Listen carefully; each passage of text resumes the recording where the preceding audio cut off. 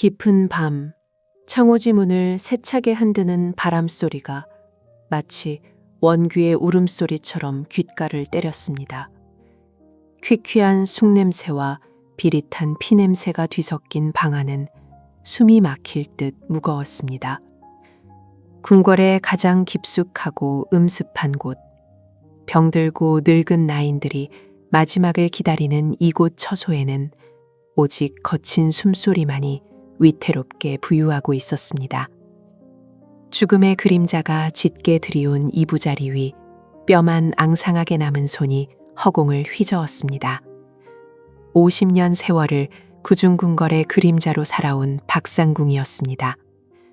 그녀의 눈동자는 이미 초점을 잃어가고 있었지만 그 안에 담긴 절박함만은 서슬퍼런 칼날처럼 살아있었습니다.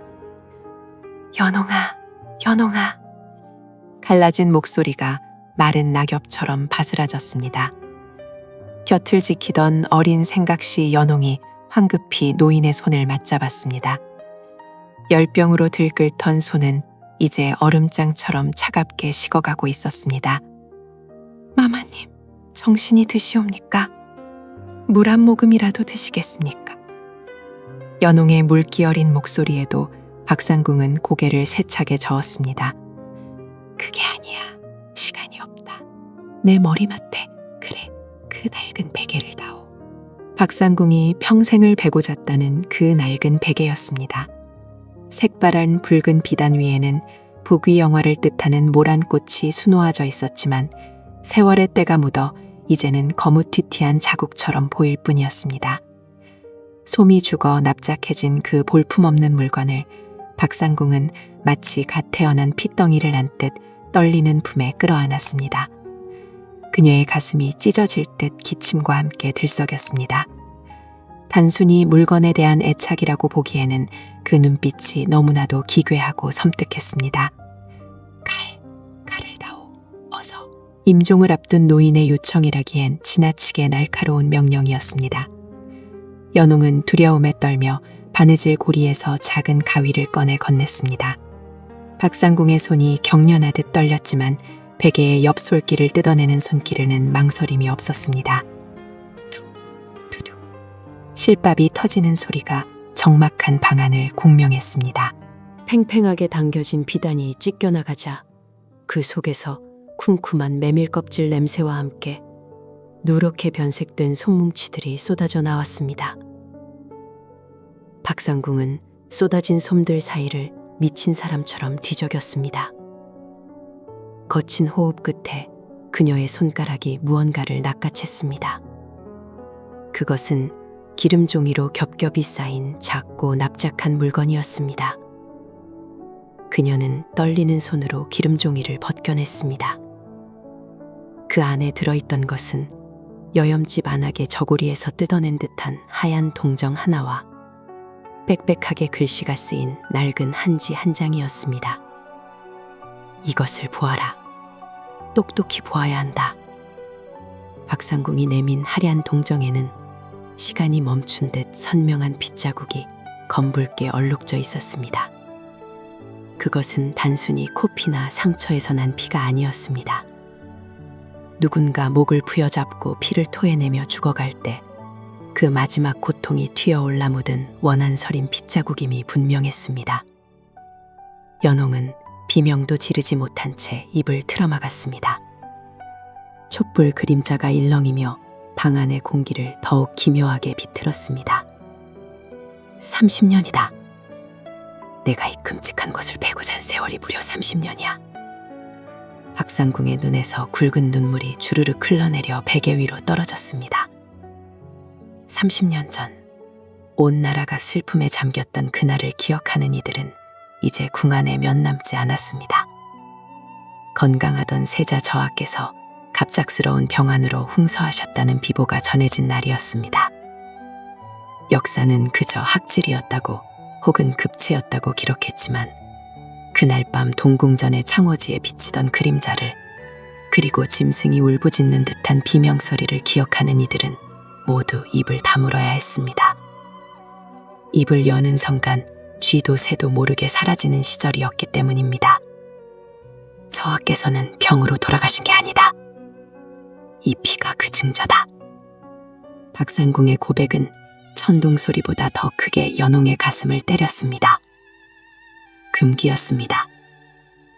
누구도 입 밖으로 내어서는 안 되는, 아니 생각조차 해서는 안 되는 영린이었습니다.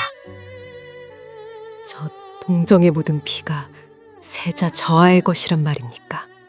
연홍의 눈동자가 지진이라도 난 듯 흔들렸습니다. 박상궁은 가쁜 숨을 몰아쉬며 말을 이었습니다.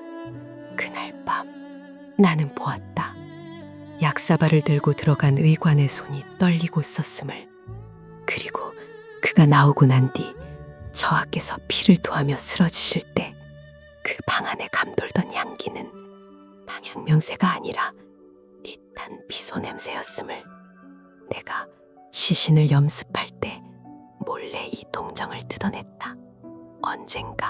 언젠가 이 억울함을 풀 날이 올 것이라 믿으며.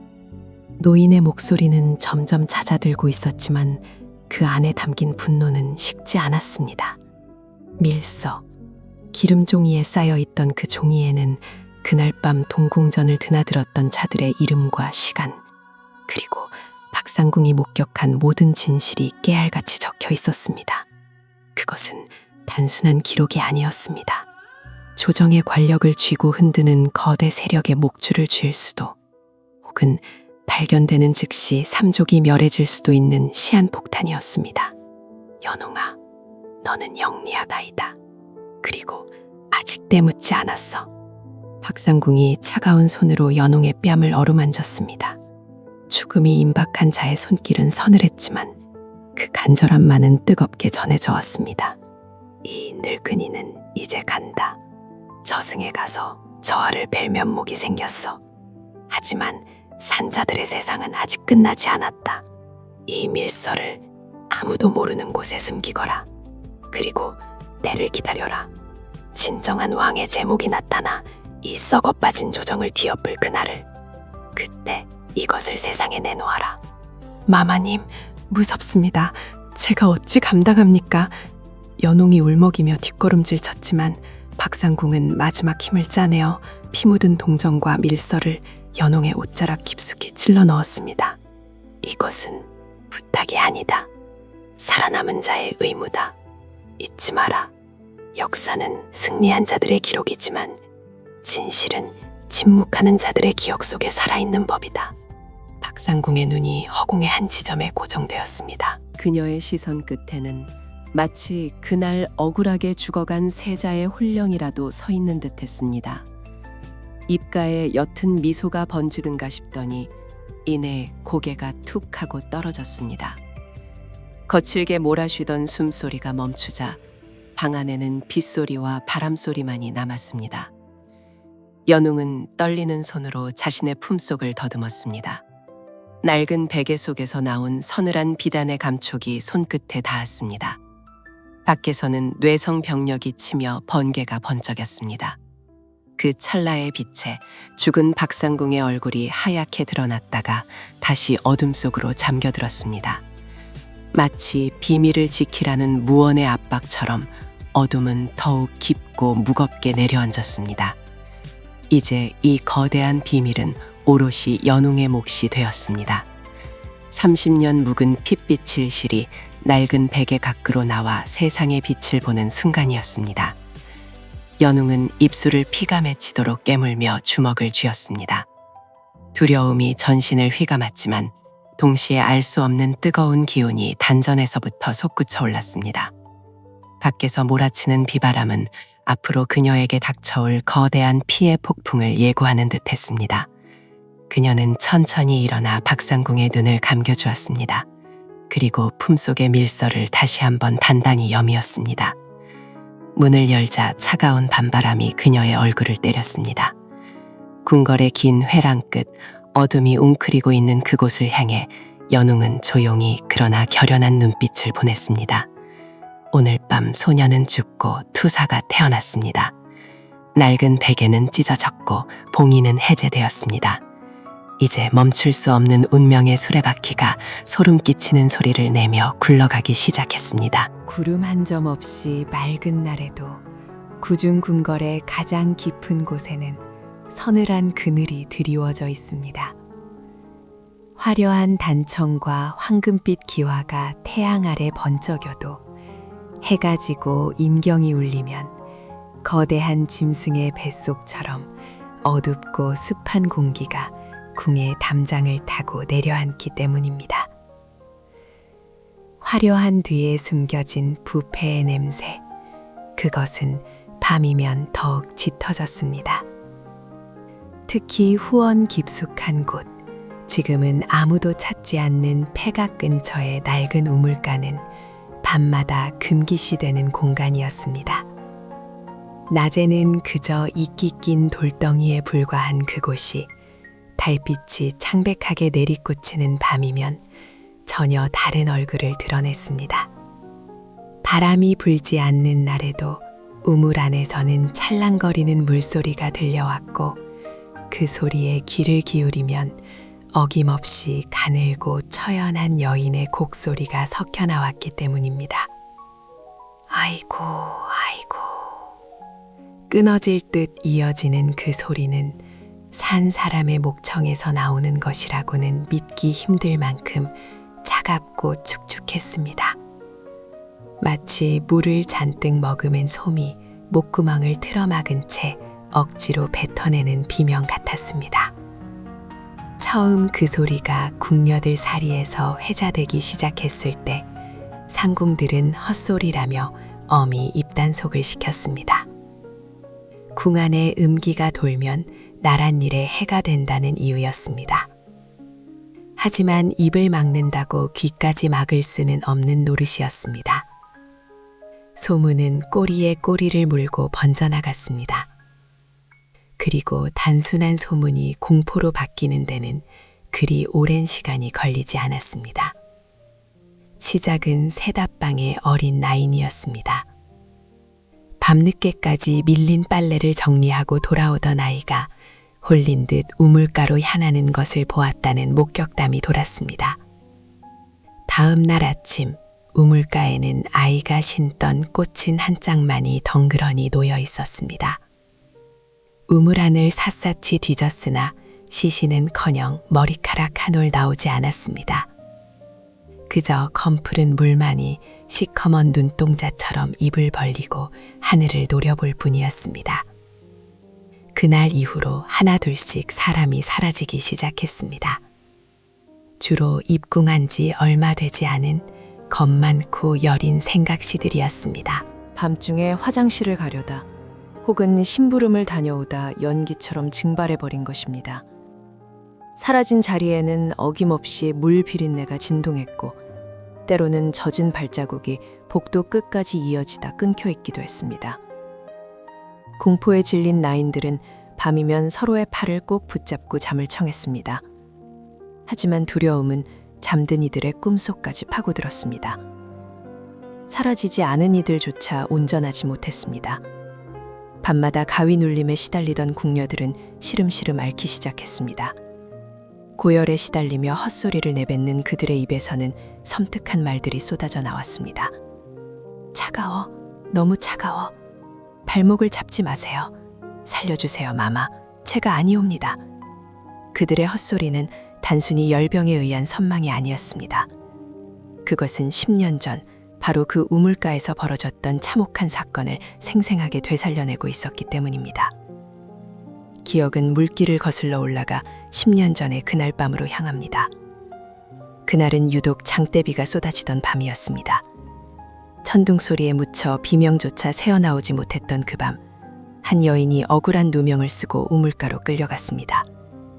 그녀는 왕의 승은을 입을 것이라 기대받던 꽃처럼 아름다운 나인이었습니다.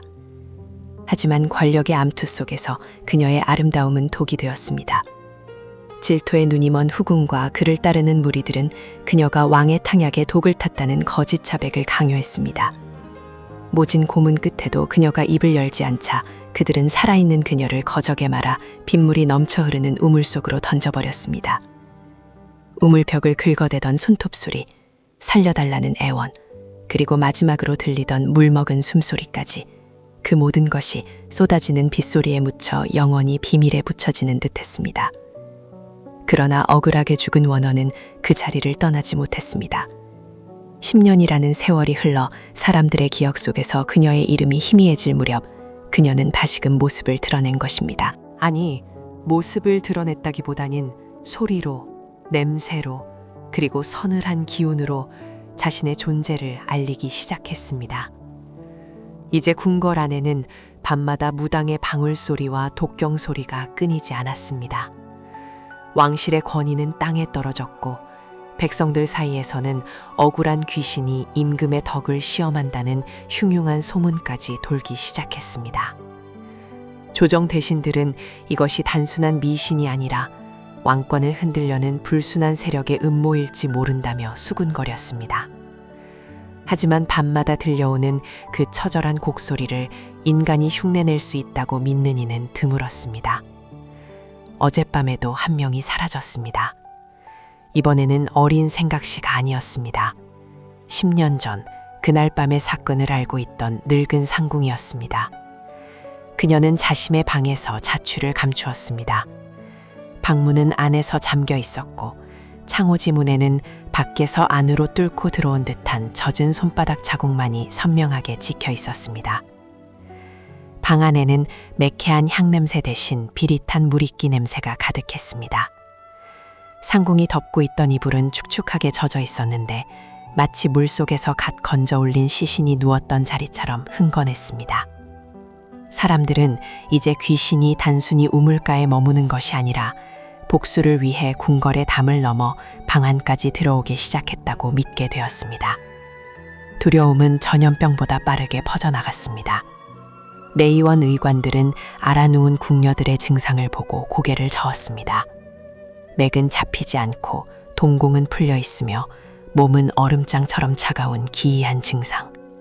이것은 의술로 고칠 수 있는 병이 아니라고 그들은 입을 모았습니다. 밤이 되면 궁궐은 거대한 무덤처럼 침묵에 잠겼습니다.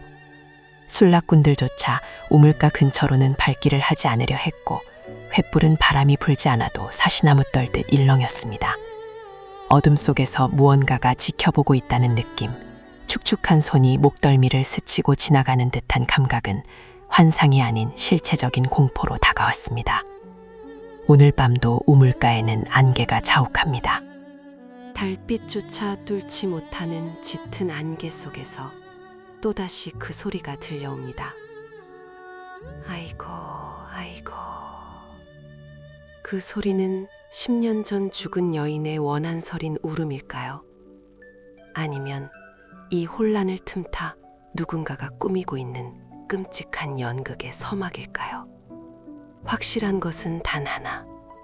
이 깊고 어두운 궁궐 안에서 안전한 곳은 어디에도 없다는 사실뿐입니다. 우물은 깊고 그 바닥에 무엇이 잠들어 있는지, 혹은 누가 그곳을 지옥으로 만들고 있는지 아직 아무도 알지 못합니다. 그저 바람에 실려오는 비릿한 냄새가 오늘 밤도 누군가를 데려갈 것이라는 불길한 예고를 하고 있을 뿐입니다. 궁궐의 밤은 길고 새벽은 아직 멀었습니다. 궁궐의 밤은 낮보다 깊고 무거웠습니다. 처마 끝에 걸린 달빛조차 숨을 죽인 듯 내의원 주변에는 정망번이 감돌았습니다. 약재를 다리는 매캐한 냄새가 안개처럼 자욱하게 깔려 있었지만 그 향기 속에 숨겨진 것은 생명을 살리는 기운이 아니라 죽음을 부르는 불길한 징조였습니다. 민형사는 내의원의 육중한 나무 문을 밀고 들어섰습니다. 삐거덕거리는 소리가 정적을 깼고 졸고 있던 의관들이 화들짝 놀라 몸을 일으켰습니다. 그들의 눈동자에는 피로감보다 짙은 공포가 서려 있었습니다. 왕세자의 병세가 날로 위중해지고 있다는 소문은 이미 궁 담장을 넘어 저작거리까지 파다하게 퍼진 뒤였습니다. 민형사는 끓고 있는 탕약기 앞으로 다가갔습니다. 보글거리는 소리와 함께 솟아오르는 증기 속에서 그는 본능적으로 위화감을 느꼈습니다. 왕실의 안위를 책임지는 이곳에서 누군가는 왕세자의 목숨을 담보로 위험한 도박을 벌이고 있었습니다. 그는 탁자 위에 놓인 진료일지와 처방 기록들을 집어들었습니다. 종이는 사람의 손을 많이 타서 달아 있었고 먹냄새가 희미하게 코끝을 스쳤습니다. 겉보기에는 완벽해 보이는 기록들이었습니다. 왕세자의 기력을 보강하기 위한 인삼, 백출, 복령 같은 약재들이 빠짐없이 적혀 있었습니다. 하지만 민형사의 눈은 글자 그 자체가 아닌 글자 사이의 여백과 먹물의 농담을 쫓고 있었습니다. 사흘 전 그리고 닷새 전의 기록이 미묘하게 달랐습니다. 붓을 눌린 사람의 필체는 같았으나 특정 약재의 배합 비율을 적은 숫자 위로 덧칠한 흔적이 보였습니다. 특히 열을 내리고 독을 푼다는 명목으로 처방된 약재들 사이에 아주 미세하게 양이 조절된 흔적이 역력했습니다. 민 형사는 기록지를 내려놓고 약재 창고로 향하는 문을 열었습니다. 서늘한 냉기가 얼굴을 때렸습니다. 수백 가지 약재가 보관된 약장 서랍들이 벽면을 가득 채우고 있었습니다. 그는 천천히 서랍들을 훑어보았습니다. 감초, 당귀, 천궁. 익숙한 이름들 사이에서 그의 시선이 멈춘 것은 가장 구석, 자물쇠로 굳게 잠긴 작은 함이었습니다. 그는 옆에 서 있던 의녀에게 눈짓을 보냈습니다. 파랗게 질린 얼굴의 의녀는 떨리는 손으로 열쇠 꾸러미를 내밀었습니다. 철커덕 소리와 함께 함이 열리자 그 안에는 희고 고운 가루가 든 작은 병이 놓여 있었습니다. 비상이었습니다. 비소를 주성분으로 하는 이 맹독은 아주 적은 양으로도 사람의 오장육부를 서서히 녹여버릴 수 있는 죽음의 가루였습니다. 물론 극소량은 난치병을 치료하는 약재로 쓰이기도 했지만 지금 왕세자의 증상에는 결코 쓰여서는 안 될 물건이었습니다. 민 형사는 병을 들어 불빛에 비추어 보았습니다. 병의 주둥이 부분에 묻은 가루가 미세하게 흩날렸습니다. 최근에 누군가 이 병을 열었다는 명백한 증거였습니다. 다시 탕약기 앞으로 돌아온 민 형사는 은비녀를 꺼냈습니다. 그리고 막 다려져 나온 아직 식지 않은 탕약 그릇에 비녀를 담갔습니다. 주위의 의관들이 숨을 멈추고 그 광경을 지켜보았습니다. 탕약의 검은 물결 속으로 은빛이 잠겨 들어갔습니다. 잠시 후 그가 비녀를 꺼내 들었을 때 투명하게 반짝이던 은비녀의 끝부분은 검푸르게 변색되어 있었습니다. 비소였습니다. 아주 교묘하게 맛이나 냄새로는 절대 알아차릴 수 없을 만큼 치밀하게 계산된 양이 탕약에 섞여 있었던 것입니다. 이것은 단순한 의료사고가 아니었습니다. 명백한 사리가 담긴 독살 시도였습니다. 민 형사의 시선이 날카롭게 빛났습니다. 그는 탕약을 담당하는 수석의관을 노려보았습니다. 의관은 이미 다리에 힘이 풀려 주저앉아 있었습니다. 민 형사가 낮지만 위압적인 목소리로 물었습니다. 이 약을 조제할 때 누가 곁에 있었는지, 그리고 이 비상 가루를 꺼내오라고 지시한 자가 누구인지. 의관은 입술을 달달 떨며 아무 말도 하지 못했습니다. 그의 침묵은 곧 거대한 권력에 대한 두려움을 의미했습니다.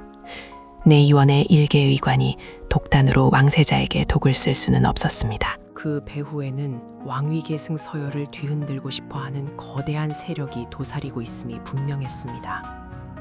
민 형사는 의관의 멱살을 잡지 않는 대신 변색된 은비녀를 그의 눈앞에 들이밀었습니다. 이 증거가 왕의 앞에 놓이는 순간 내의원은 피비린내 나는 숙청회장이 될 것이었습니다. 의관은 그제야 울음을 터뜨리며 바닥에 머리를 찧었습니다. 밤마다 은밀하게 찾아오는 손님이 있었다고 했습니다.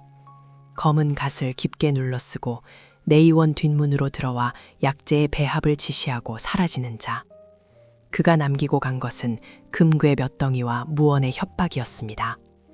의관의 입에서 흘러나온 인상착의는 민 형사의 머릿속에 있는 한 인물을 가리키고 있었습니다. 조정의 실세이자 왕세자의 배다른 동생을 옹립하려는 노론의 거두 병조판서의 최측근 하수인이었습니다. 퍼즐 조각이 맞춰지기 시작했습니다. 왕세자가 시름시름 알아눕게 된 시점은 병조판서가 왕에게 세자의 건강 문제를 거론하며 대리청정을 주장하기 시작한 시기와 정확히 일치했습니다. 그들은 왕세자를 단번에 죽이는 것이 아니라 서서히 병약하게 만들어 통치 능력이 없음을 증명하려 했던 것입니다. 자연사로 위장된 변사, 그것이 그들이 노리는 시나리오였습니다. 탕약 한 그릇에 담긴 것은 약이 아니라 권력을 향한 탐욕과 비틀린 야망이었습니다. 민 형사는 증거물인 탕약 그릇과 변색된 은비녀 그리고 조작된 진료 기록을 챙겨 품에 넣었습니다. 밖에서는 밤바람이 더욱 거세게 몰아치고 있었습니다. 창호지 문이 덜컹거리며 불길한 소리를 냈습니다. 이 내의원을 나가는 순간부터 민 형사 자신도 그들의 표적이 될 것임을 직감했습니다. 어둠 속에 숨어있을 자객들의 시선이 등 뒤에 꽂히는 듯했습니다. 하지만 멈출 수는 없었습니다. 왕세자가 마시고 있는 것이 생명수가 아닌 독배라는 사실을 밝혀내지 못한다면 조선의 미래는 그들의 검은 소나귀에 넘어가게 될 터였습니다. 그는 의관들을 감시할 보졸들을 배치하고 내의원을 나섰습니다. 차가운 공기가 폐부 깊숙이 들어왔습니다. 궁궐의 긴 회랑을 걷는 그의 발자국 소리가 유난히 크게 울렸습니다. 회랑의 기둥 뒤, 지붕 위, 그리고 어두운 정원 숲속 어디선가 누군가 자신을 지켜보고 있다는 느낌이 들었습니다. 살기였습니다.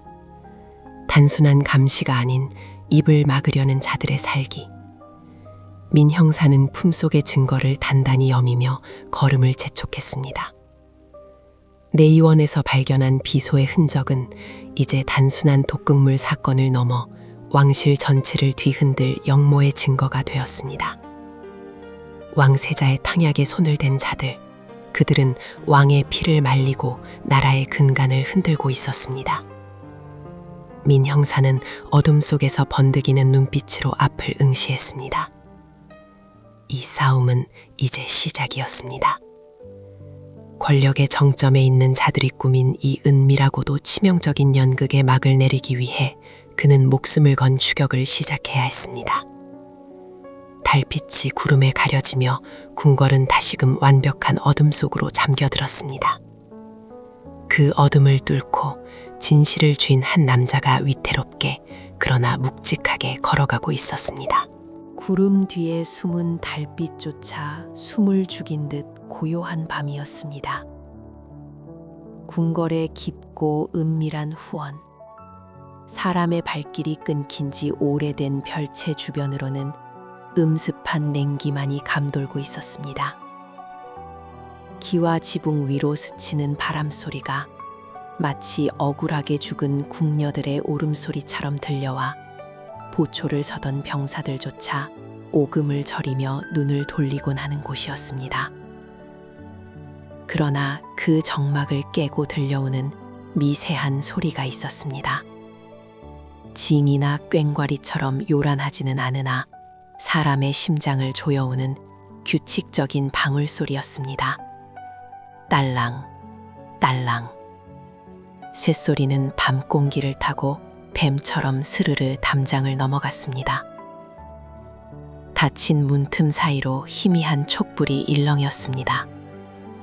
방 안에는 오색 천이 어지럽게 널려 있었고 제상 위에는 삶은 돼지머리와 시루떡 대신 날카로운 칼과 붉은 밭, 그리고 정체를 알 수 없는 검은 액체가 담긴 사발이 놓여 있었습니다.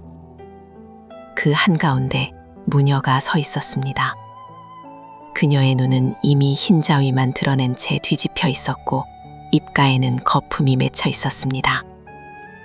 평소 나라의 안녕과 왕실의 번영을 비는 굿판에서 보던 화려하고 장엄한 춤사위가 아니었습니다.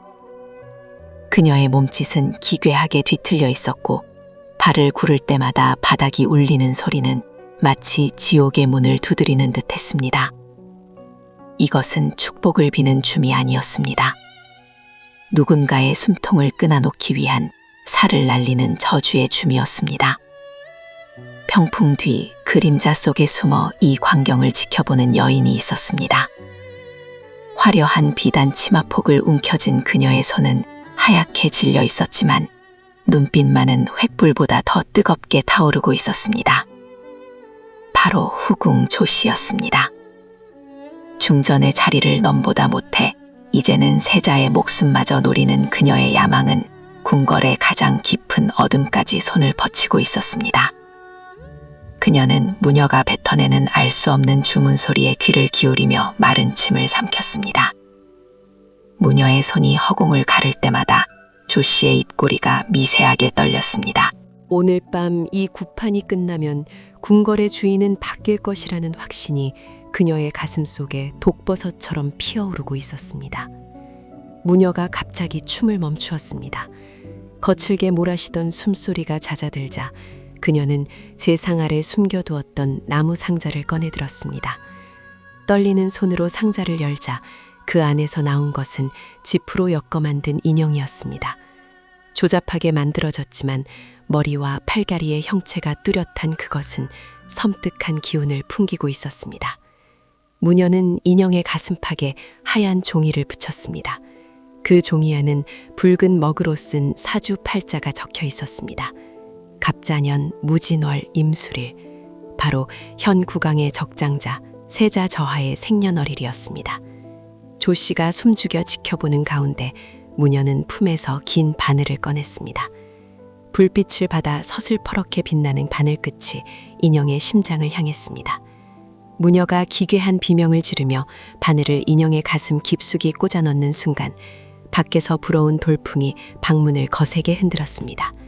촛불이 꺼질 듯 위태롭게 흔들렸지만 두 여인은 멈추지 않았습니다.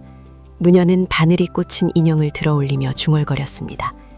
이제 이 아이는 시름시름 앓다가 피를 토하며 쓰러질 것입니다. 원인 모를 병마가 뼈와 살을 깎아내릴 것이니 그 누구도 의술로 고치지 못할 것입니다. 구판이 끝난 직후 두 사람은 은밀하게 움직였습니다. 무녀는 저주가 깃든 인형을 붉은 비단으로 꽁꽁 싸맸습니다. 그녀들은 아무도 보지 못하는 틈을 타 후궁 조 씨의 처소인 보경당으로 향했습니다. 보경당의 가장 안쪽 조 씨가 기거하는 침전의 마루 밑이 바로 저주를 심을 장소였습니다. 삐걱거리는 마루장 하나를 드러내자 컴컴하고 축축한 헬바닥이 드러났습니다. 무녀는 주문을 외우며 인형을 그곳에 묻었고 조 씨는 흙을 덮으며 자신의 아들이 왕자에 앉는 모습을 상상했습니다. 마루장이 다시 덮이자 그곳은 아무 일도 없었다는 듯 평온해 보였습니다. 그러나 그 아래에는 왕실을 파멸로 몰고 갈 끔찍한 비수가 숨겨져 있었습니다. 그날 이후 궁에는 흉흉한 소문이 돌기 시작했습니다. 멀쩡하던 세자 저하가 밤마다 가위 눌림에 시달리고 이유 없이 고열에 시달린다는 것이었습니다. 어이들이 총동원되어 진맥을 하고 탕약을 올렸으나 차도가 없었습니다. 세자의 얼굴은 날로 헬쑥해져 갔고 궁궐 사람들은 이것이 하늘의 벌이라며 수군거렸습니다. 하지만 꼬리가 길면 잡히는 법이었습니다. 밤마다 보경당 주변을 서성이는 수상한 그림자와 어디선가 들려오는 방울소리를 목격했다는 궁녀들의 증언이 하나둘씩 나오기 시작했습니다. 무엇보다 보경당 침전 마루 밑에서 썩은 내가 진동한다는 소문이 내수사 내관들의 귀에까지 들어갔습니다. 결국 왕의 특명으로 대대적인 수색이 시작되었습니다. 횃불을 든 금군들이 보경당 뜰을 가득 메웠고 후궁 조 씨는 핏기 없는 얼굴로 뜰 아래 무릎 꿇려졌습니다. 상선 내관의 지휘 아래 군사들이 도끼와 장도리를 들고 침전으로 들이닥쳤습니다.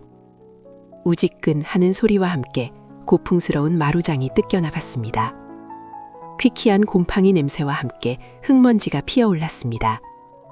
병사 하나가 흙바닥을 파헤치다 무언가 걸리는 듯 멈칫했습니다.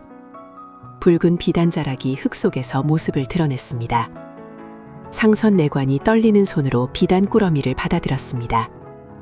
흙을 털어내고 매듭을 풀자 그 안에서 바늘이 10여 개나 꽂힌 집인형이 툭 하고 떨어졌습니다. 주변을 둘러싼 모든 이들이 경악하며 숨을 들이켰습니다. 인형에 붙은 종이에는 선명하게 세자의 사주가 적혀 있었습니다. 그것은 단순한 미신이 아니었습니다. 왕통을 끊고 나라를 뒤흔들려는 명백한 영모의 증거였습니다. 증거물이 나오자 조 씨는 바닥에 주저앉으며 처절한 비명을 질렀고 그녀의 비명소리는 궁궐의 높은 담장을 넘어 밤하늘로 흩어졌습니다.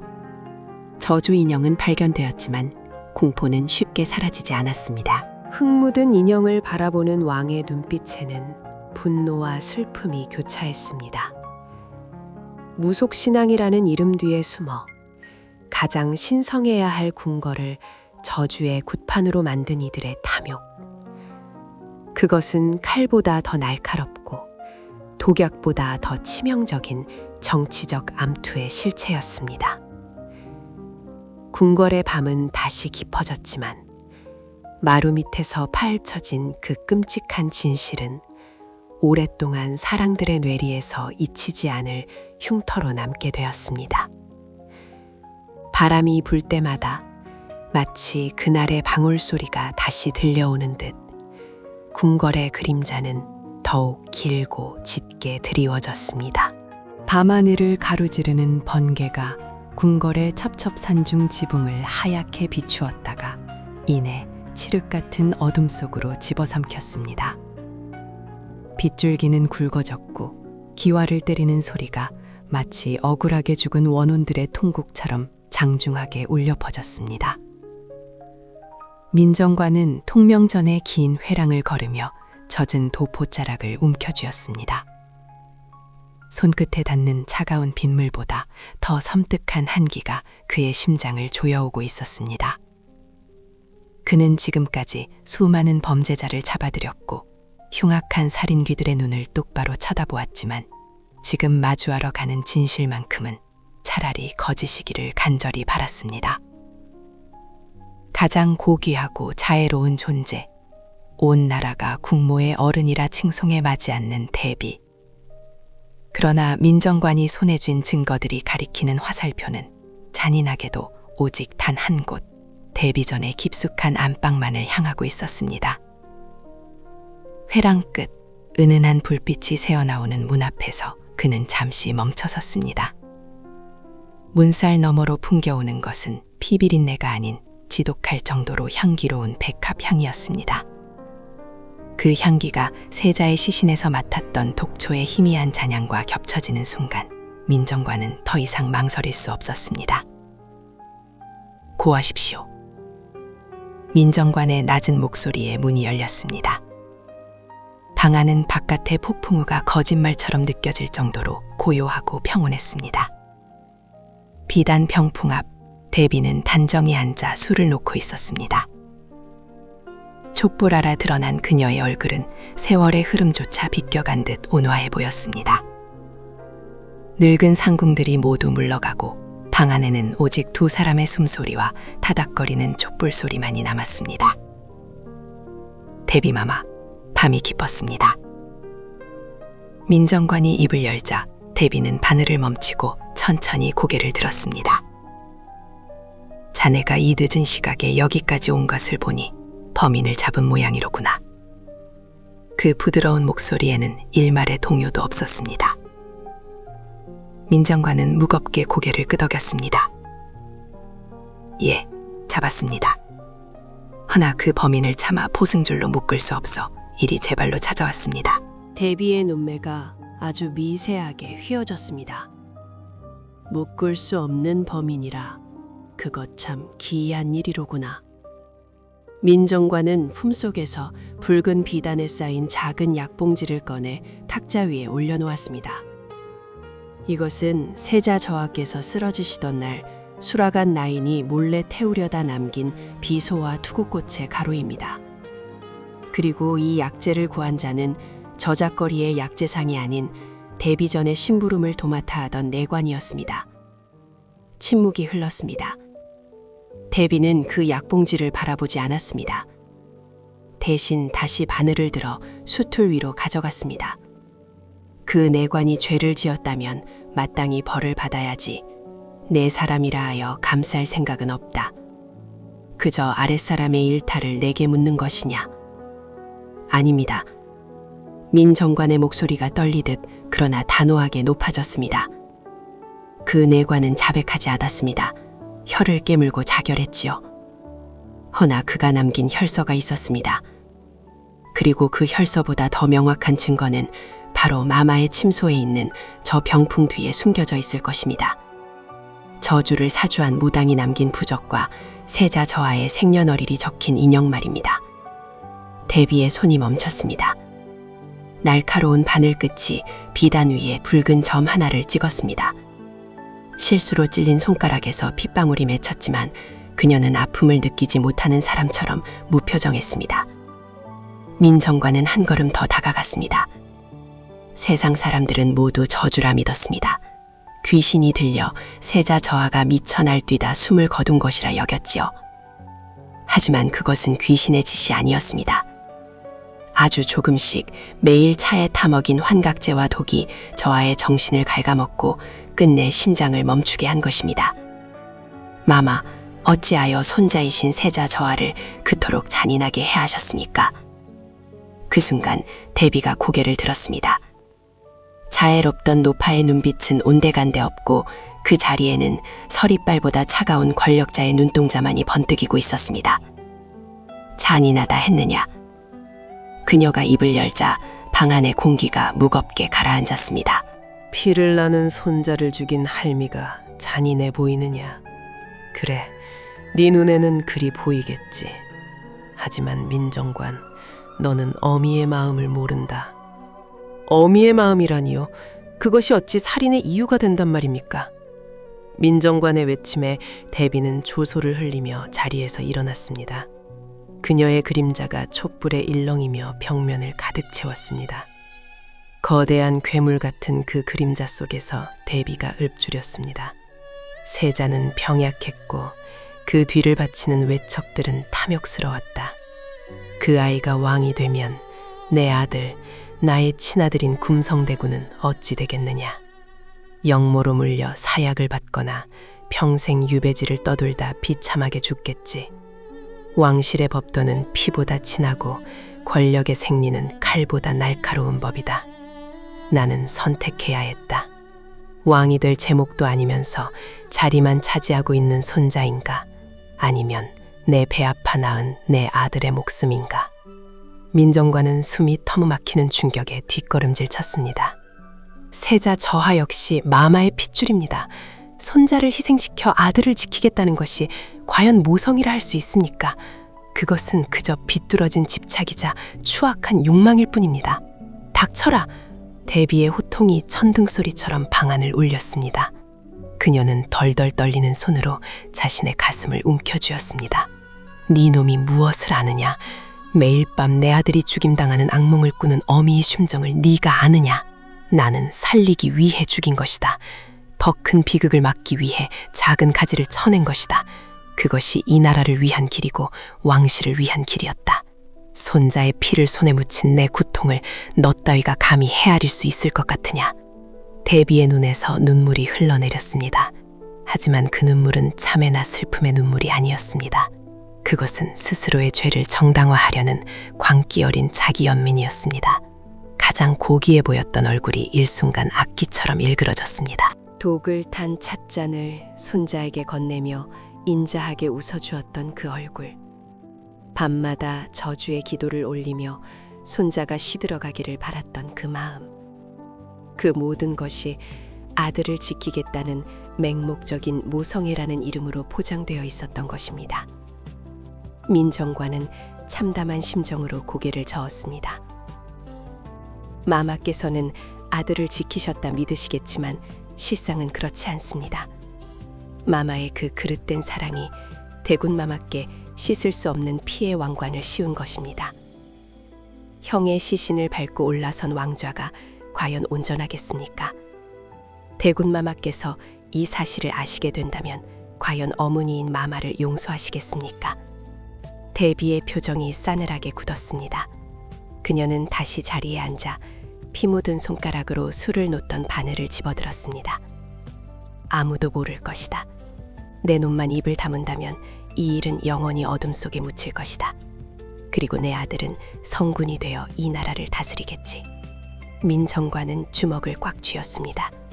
바깥의 빗소리가 더욱 거세졌습니다. 저는 포관입니다. 제 눈으로 본 진실을 덮을 수는 없습니다. 지금 당장 의금부로가 이 모든 사실을 고할 것입니다. 그가 몸을 돌려 문을 향해 걸음을 옮기려는 찰나 등 뒤에서 서늘한 목소리가 들려왔습니다. 나갈 수 있을 것 같으냐? 그 말과 동시에 방문이 벌컥 열리며 무장한 호위무사들의 그림자가 민정관을 거쳤습니다. 번개가 번쩍이며 대비전의 마루를 비추었습니다.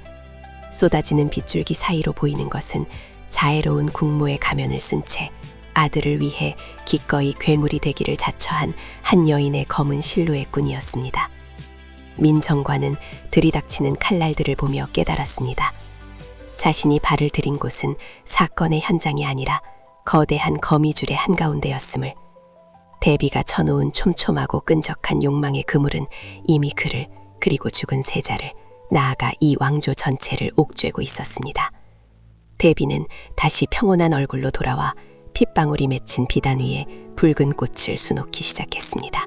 그녀의 그림자가 방 전체를 집어삼키며 거대하게 부풀어 올랐고 그 어둠 속에서 진실은 비명조차 지르지 못한 채 질식해 가고 있었습니다.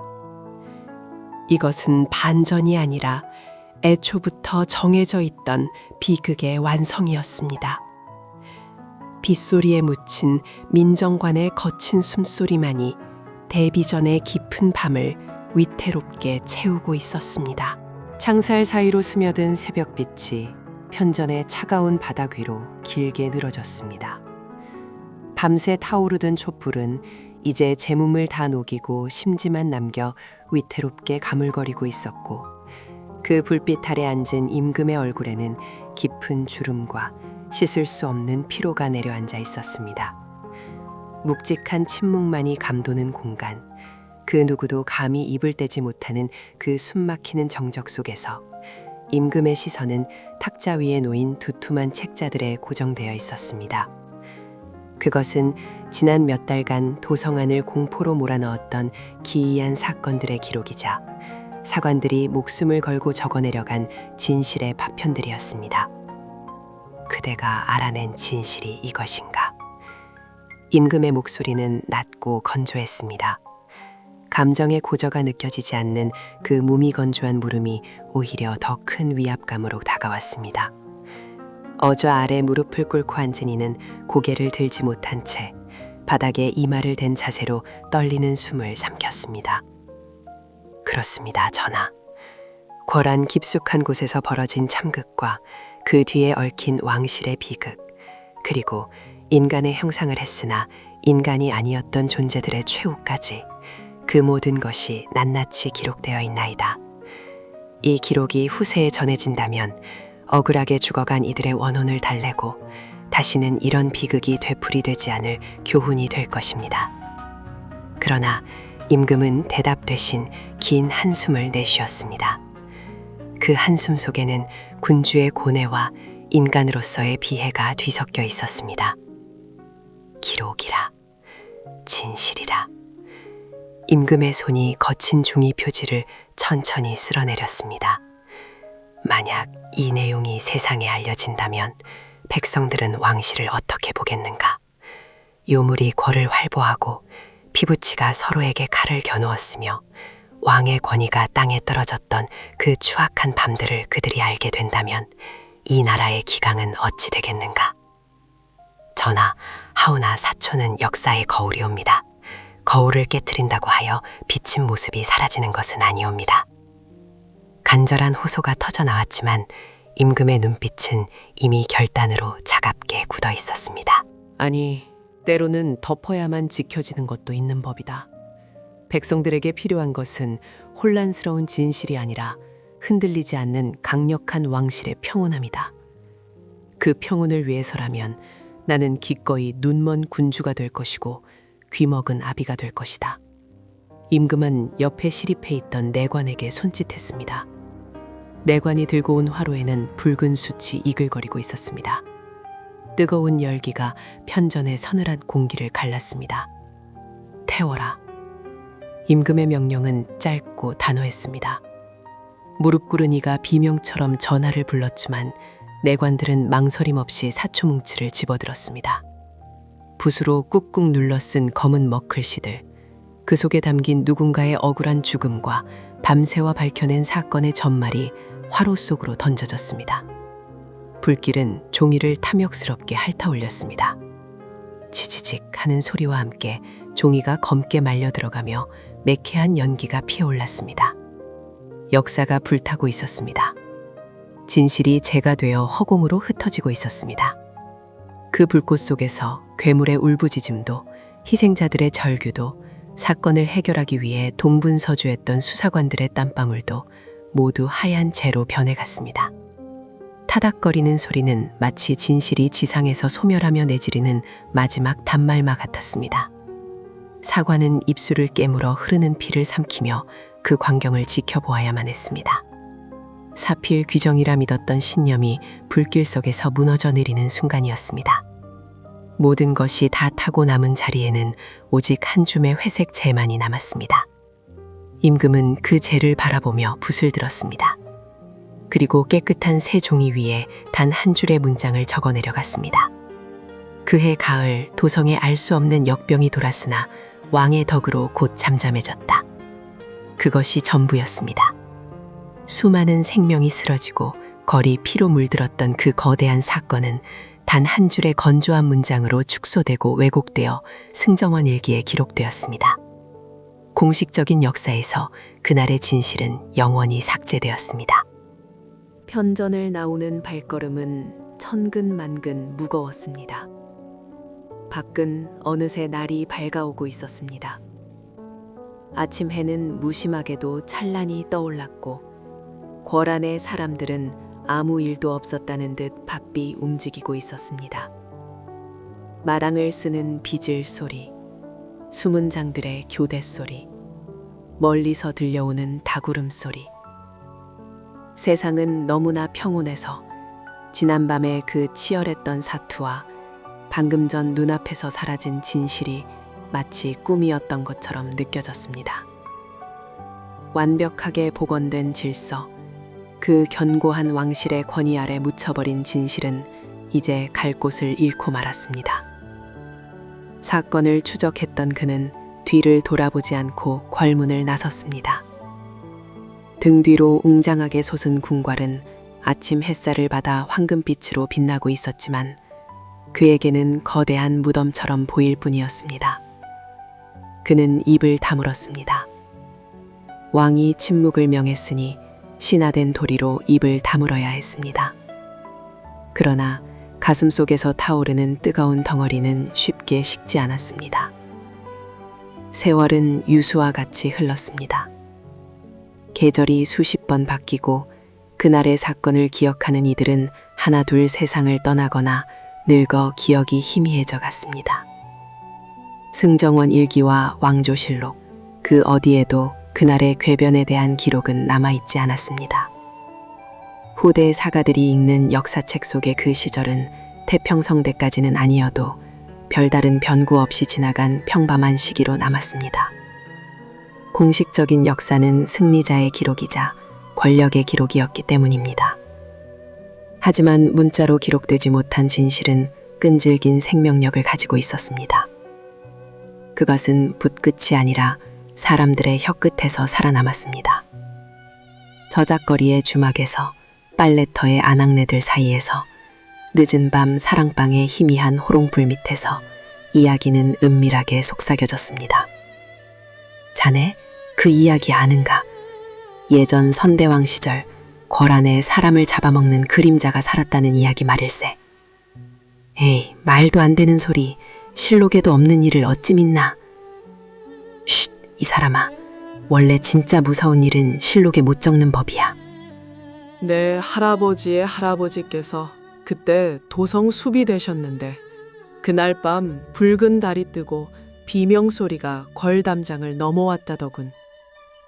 이야기는 입에서 입으로 전해지며 살이 붙고 과장되었습니다. 어떤 이는 그것이 구미호의 소행이라 했고 어떤 이는 억울하게 죽은 후궁의 저주라 했으며 또 다른 이는 영모를 꾀하던 신하가 요술을 부린 것이라 했습니다. 사실과 허구가 뒤섞이고 날카로웠던 진실의 모서리는 둥글게 깎여나갔습니다. 그렇게 사건은 더 이상 역사가 아닌 야담이 되었습니다. 어스름한 저녁, 북적이는 장터 한 구석에 늙은 이야기꾼이 자리를 잡았습니다. 꼬질꼬질한 아이들과 일을 마친 일꾼들이 그의 주변으로 모여들었습니다. 이야기꾼은 부채를 쫙 펼치며 목소리를 깔았습니다. 자, 오늘은 저 높으신 분들은 태워버렸으나 백성들의 입으로는 지워지지 않은 기기묘묘하고도 슬픈 이야기를 해보려 하네.